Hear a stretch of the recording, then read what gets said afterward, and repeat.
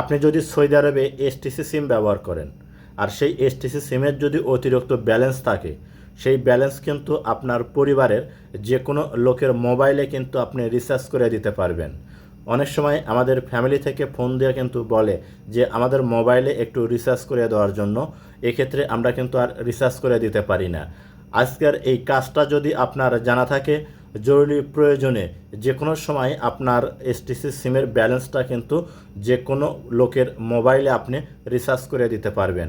প্রিয় দর্শক, এই কাজটা শিখে রাখুন, ভবিষ্যতে আপনার কোনো না কোনো সময় প্রয়োজন পড়তে পারে। তো চলুন কাজটি কিভাবে করবেন আমার মোবাইল স্ক্রিনটা লক্ষ্য করুন, আমি আপনাদেরকে দেখিয়ে দিচ্ছি। ভিডিওটা দেখে যদি আপনার ভালো লাগে তাহলে অবশ্যই সাথে থাকবেন। প্রথমে আপনার মোবাইলে থেকে ফোন ডায়ালার ওপেন করে নেবেন। আপনি ফোন ডায়ালার ওপেন করলে এরকম শো হবে। এখান থেকে আপনাকে একটা কোড ডায়াল করতে হবে। কোডটা হচ্ছে *134#, *134# তুলে এখানে ডায়াল অপশন, এখানে ক্লিক করবেন। যখন এখানে ক্লিক করবেন আপনার সামনে দেখবেন এরকম শো হবে। এখান থেকে যে কাজটি করবেন, এই জায়গায় আপনাকে তুলতে হবে 3, কারণ 3 নম্বরে আসছে হচ্ছে ইন্টারন্যাশনাল ট্রান্সফার।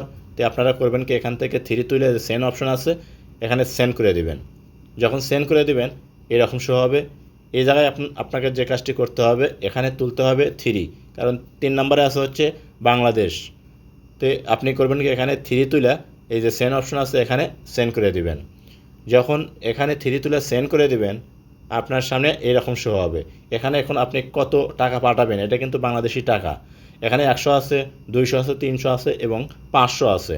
তো আমি আপনাদেরকে দেখাবো যে 100 টাকা পাঠানোর, 100 টাকা পাঠিয়ে আমি আপনাদেরকে দেখাবো। কিন্তু 100 টাকা পাঠাতে গেলে কত রিয়াল কাটবে সেটাও কিন্তু আমি আপনাদেরকে এই ভিডিওতে দেখাবো। তো এখানে করবেন 1 তুলবো। আপনারা যদি 500 পাঠাতে চান তাহলে 4 তুলবেন, 300 হলে 3 আর 200 হলে 2। তো আমি এখানে 1 তুলতেছি। 1 তুলে এখানে সেন্ড অপশন আছে, এখানে ক্লিক করলাম। আপনারা আপনাদের পছন্দ মতো তুলে সেন্ড করে দিবেন। দেওয়ার পর এরকম শো হবে। এই জায়গায় এখন বাংলাদেশের ফোন নাম্বার এখানে আপনাকে দিতে হবে, যে নাম্বারে আপনি টাকাটা পাঠাবেন অর্থাৎ রিচার্জ করবেন, সেই নাম্বার এখানে আপনাকে তুলতে হবে। তে আমি যে নাম্বারে রিচার্জটা করব সেই নাম্বার এখানে তুলতেছি। অবশ্যই আগে প্লাস দিবেন, তারপরে বাংলাদেশের যে কোড আছে কোডটা দিবেন, এরপর 0 থেকে শুরু করবেন নাম্বার তোলা। তো দেখুন আমি যে নাম্বারে রিচার্জটা করতে চাচ্ছি ঠিক সেই নাম্বার এখানে তুলে দিলাম। আপনারাও ঠিক এইভাবে তুলে দিবেন, নাম্বার যেন ভুল না হয়, সঠিক নাম্বার তুলবেন, তাহলে আপনাদের টাকাটা কিন্তু আর অন্য কোনো জায়গায় যাবে না। তো এখান থেকে নাম্বার তুলে এই দেখুন সেন্ড অপশন আছে, এখানে সেন্ড করে দিবেন। যখন সেন্ড করে দিবেন আপনার সামনে এরকম শো হবে। এখন এই যে 100 টাকা পাঠাতে গেলে আপনার কত রিয়াল কাটবে সেইটা কিন্তু এখানে আপনার সামনে শো হবে।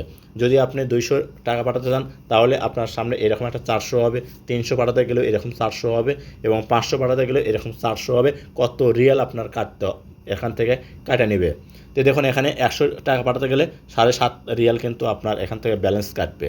তো প্রিয় দর্শক, যদি আপনারা পাঠাতে চান তাহলে আপনাকে করতে হবে কি, দেখুন অনে লেখা আছে হচ্ছে ইয়েস এবং 0 লেখা আছে নো। তো এই জায়গায় আপনাকে অন তুলতে হবে। অন তুলে সেন্ড করার সাথে সাথেই আপনার মোবাইলে ব্যালেন্স কেটে নেবে।